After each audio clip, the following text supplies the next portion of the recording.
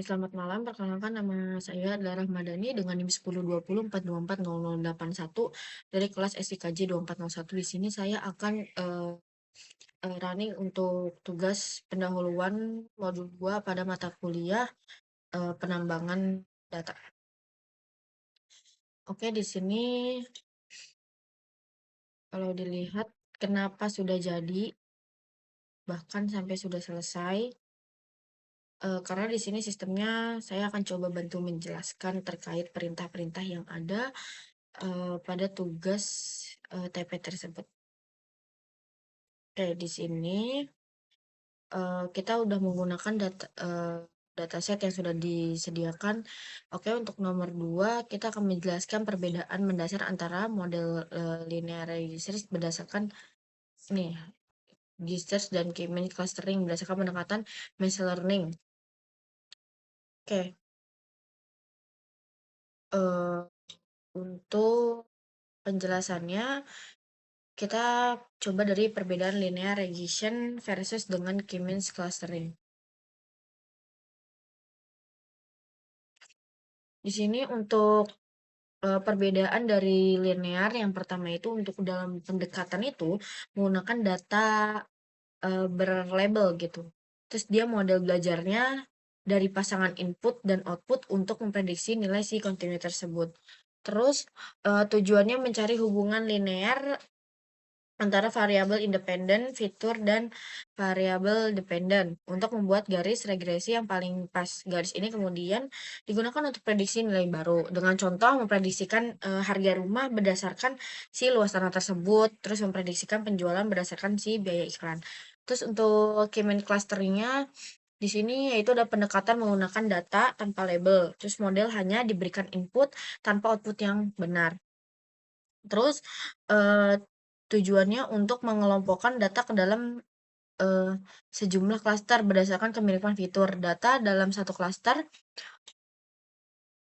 memiliki karakteristik yang serupa, sementara data antar klaster memiliki karakteristik yang berbeda. Dengan contoh segmentasi pelanggan berdasarkan pola belajar, pengelompokan dokumen berita berdasarkan si topik tersebut.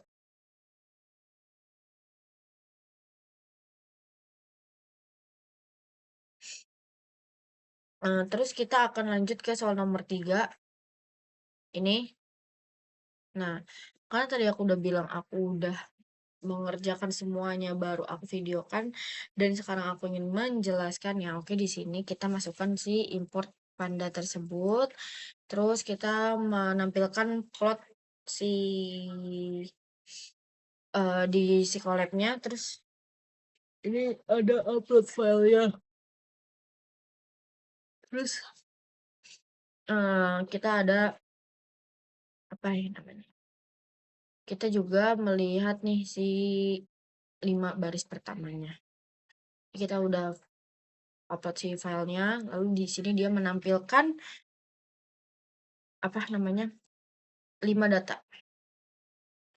Oke, untuk selanjutnya itu di nomor 3 ada membagi dataset trends atau test split.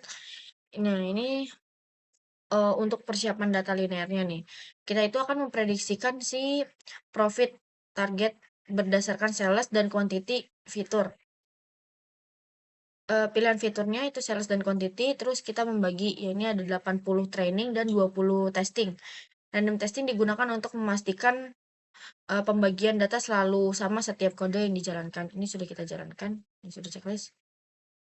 Nah, random state nih, di sini kan terdapat random state. Nah, random state digunakan sebagai sheet untuk generator angka acak. Nah, dengan menetapkan angka yang sama. Nah, di sini kan misalnya 42, proses pengacakan data sebelum dibagi akan selalu menghasilkan urutan yang identik di setiap kode yang dijalankan. Ini memastikan bahwa hasil eksperimen dapat direproduksi. Jika tidak diisi di setiap kali kode dijalankan, komposisi data latih dan uji bisa berbeda-beda.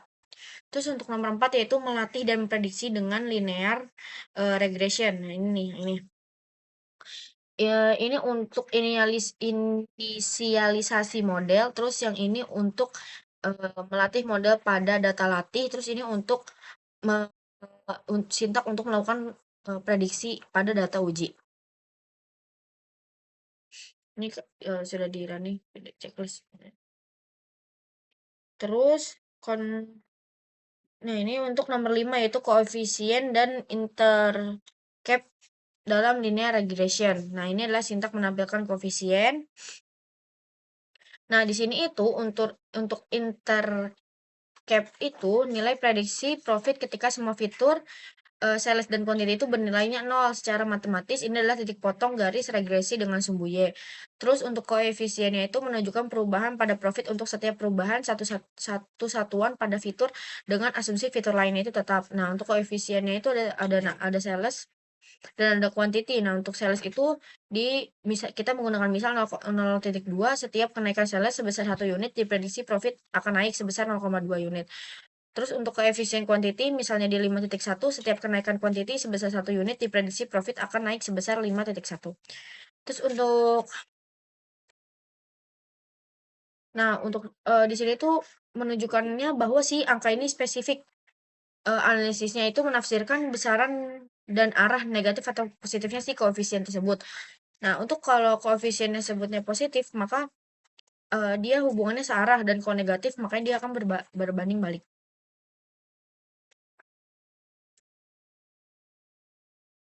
Di sini terlihat bahwa quantity memiliki pengaruh besar terhadap probabilitas dibanding sales murni. Di sini kita akan lanjut untuk mean squared error atau MSE dan R squared. Nah, untuk yang ini MSE itu digunakan rata-rata dari kuadrat selisih antara nilai aktual atau Y test dan nilai prediksinya itu Y pred nggak tahu. Semakin kecil nilai si MSE-nya maka semakin baik model dalam memprediksi data uji, sangat sensitif terhadap outliers karena menguadratkan si error tersebut. Terus kalau si R squared-nya ini mengukur proporsi variansi variabel target yang dapat dijelaskan oleh model nilai berkisar antara 0 hingga 1, nilai R itu 0,8 berarti 80%. Variansi pada profit ini dijelaskan oleh fitur size dan quantity semakin mendekati 1 maka akan semakin baik. Ini kita Chemistry karena terlalu sensitif, maka kita akan melakukan standarisasi, yaitu dengan kode seperti ini. Ini kita running, di video checklist. Nah ini untuk elbow-nya nih. Elbow itu adalah teknik untuk menentukan jumlah si cluster optimal dalam K-means. Caranya adalah dengan menjalankan algoritma K-means pada berbagai nilai K, lalu menghitung interia. Untuk setiap interia mengukur seberapa dekat anggota klaster ke pusat klasternya. Grafik interia versus key ini akan menurun seiring bertambahnya key. Titik di mana penurunan melambat atau membentuk siku menunjukkan jumlah key yang optimal. Menambahkan klaster setelah titik siku yang lagi signifikan.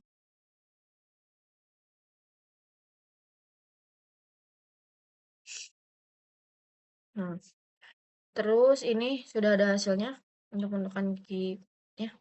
Di sini dia berbentuk siku-siku. Terus selanjutnya itu analisasi dan melatih K-means. Di sini ada kita menggunakan kelas 3. Terus ada sintaks analisasi model K-means. Ada ini juga. Terus ada menambahkan label karakteristik. Terus ini kalau kita run udah ya di sini. Ini hasilnya. Terus selanjutnya itu Silhouette score pada K-means clustering. Interpretasi Silhouette score itu kalau misalnya rentang nilainya itu dari -1 hingga +1. Kalau dia +1, maka sampel berada sangat dekat dengan anggota klaster sendiri dan jauh dari klaster tetangga terdekat. Ini menunjukkan bahwa klaster terpisah dengan baik dan padat. Klaster yang terpisah dengan baik dan padat itu adalah klaster yang bagus. Terus untuk mendekati 0, sampel berada dekat atau di batas keputusan antara dua klaster tetangga, menunjukkan klaster yang tumpang tindih. Terus bernilainya negatif, sampel mungkin salah ditempatkan di klaster tersebut. Karena si rata-rata jarak ke sampel klaster sendiri lebih besar daripada jarak klaster ke tetangga. Nah, klasternya makanya buruk. Terus ada ARI di sini yang terakhir yang ini. Untuk kode yang terakhir. Nah, ARI ini adalah matrik untuk mengukur kemiripan antara dua hasil pelompokan data. ARI mengoreksi kelemahan range index biasa, yaitu peluang pelompokan secara acak. Tentang nilai ARI adalah minus 1 hingga 1. Nilai 1 menunjukkan dua pengelompokan identik sempurna. 0 menunjukkan kemiripan yang tidak lebih baik dari acak, dan negatif menunjukkan kemiripan lebih buruk dari acak. Terus untuk contoh penggunanya, ARI digunakan ketika kita memiliki label ground truth atau label asli atau sebenarnya dari data, dan kita ingin mengevaluasi seberapa baik algoritma clustering seperti K-means dapat mereplikasi atau menemukan kembali pengelompokan yang sebenarnya tersebut. Ini sangat berguna ketika menguji algoritma clustering pada dataset buatan dataset yang diketahui kelasnya. Dengan contoh kondisi, misalnya kita memiliki transaksi pelanggan di supermarket, terus kita memiliki label pelanggannya itu ada high value, medium value, sama low value. Nah, dari perhitungan tim bisnis kita ini, kita melihat si K-means ini bisa mengelompokkan pelanggan secara otomatis dan menghasilkan kelompok yang mirip dengan label manual tersebut. Nah, dengan menggunakan ARI, kita bisa membandingkan label dari K-means dengan label manual tim bisnis. Ini adalah kodenya.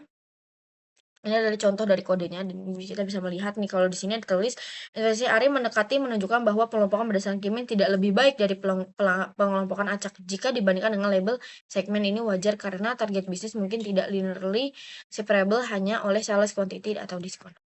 Nah, untuk nomor 11 yaitu di sini nomor 11 itu jika saya jelaskan apa yang dimaksud dengan kedua kondisi tersebut, overdrafting dan underdrafting. Dalam kondisi untuk overdrafting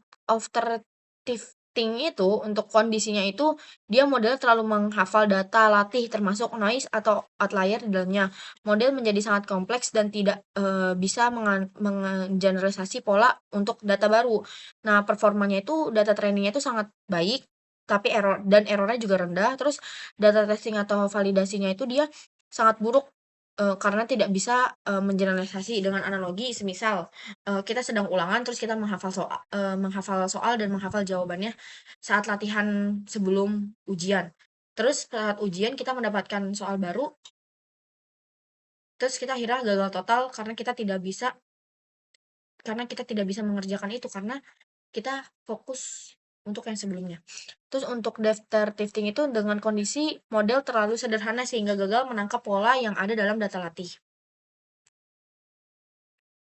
Nah, untuk performanya itu buruk, untuk data trainingnya buruk, dan untuk data testing atau validasi juga buruk. Dengan analogi misalnya kayak gini, kita sebagai mahasiswa, kita saat mau ujian kita nggak belajar, dan saat kita mendapatkan soal latihan dan kita mendapatkan soal baru, kita juga tidak bisa mencoba itu sama sekali. Jadi seperti itu. Oke, sekian dari tugas saya. Wassalamualaikum warahmatullahi wabarakatuh.